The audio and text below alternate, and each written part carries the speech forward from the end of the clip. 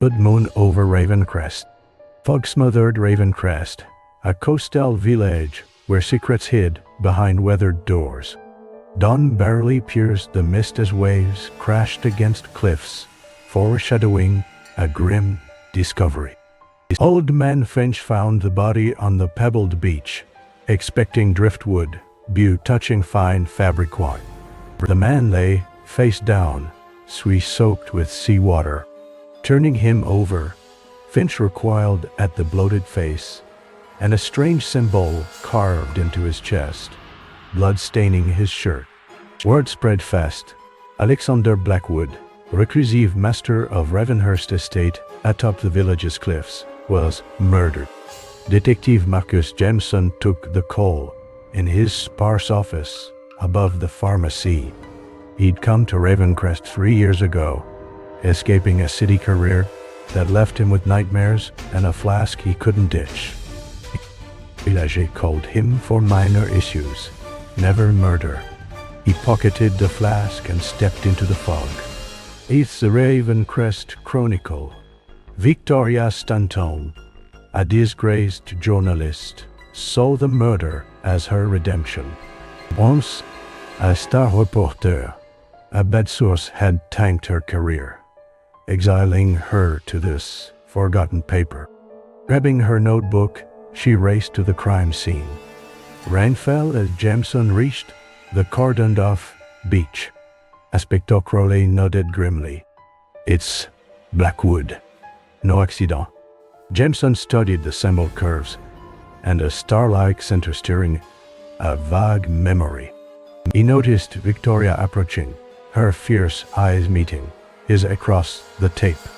They didn't speak, but both sensed a shared drive.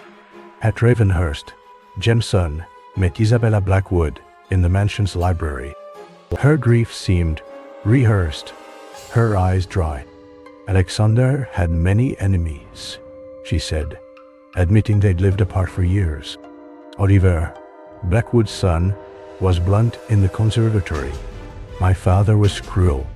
I hated him, but I didn't kill him. Victoria worked at the pub, hearing of Blackwood's shady deals and odd lights at Ravenhurst the night before. Digging deeper, she found 3 similar murders in nearby village wealthy men. Same symbol, Hushapi. Blackwood's housekeeper, Agnes, dodged questions, her trembling hands betraying fear. That night, Jameson and Victoria met in the village archives, chasing the same truth. They teamed up reluctantly. Victoria shared her clippings. 3 victims, Sam Sambo, son, Revel Blackwood's investments in secret archaeological dig.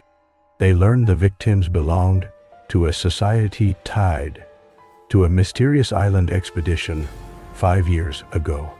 At Ravenhurst, they found a hidden room, walls etched with the symbol, filled with ancient artifacts. Victoria linked the symbol to a cult-worshipping eclipse. A solar eclipse was due in 3 days. The murders were sacrifices, and Blackwood wasn't a victim, he'd led the cult. His death was a willing offering for a ritual planned during the eclipse. Betrayal surfaced. Crowley admitted protecting Blackwood out of fear. Oliver resented being excluded from the cult. Agnes, the timid housekeeper, was its high priestess, carving the symbol into Blackwood's chest as he died by choice. On eclipse day, dark clouds loomed. Jameson and Victoria, alerting outside police, reached a stone circle behind Ravenhurst, where Agnes led the cult, including Isabella and Oliver, chanting eerily. As the eclipse began, the air turned heavy.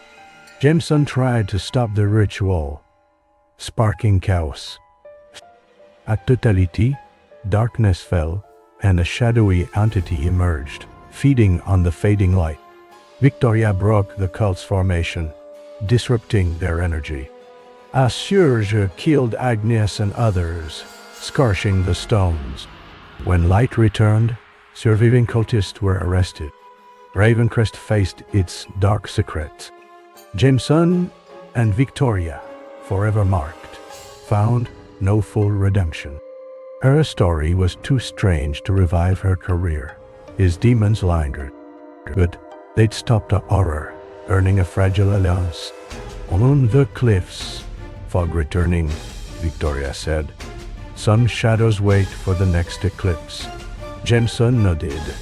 Shadows always linger.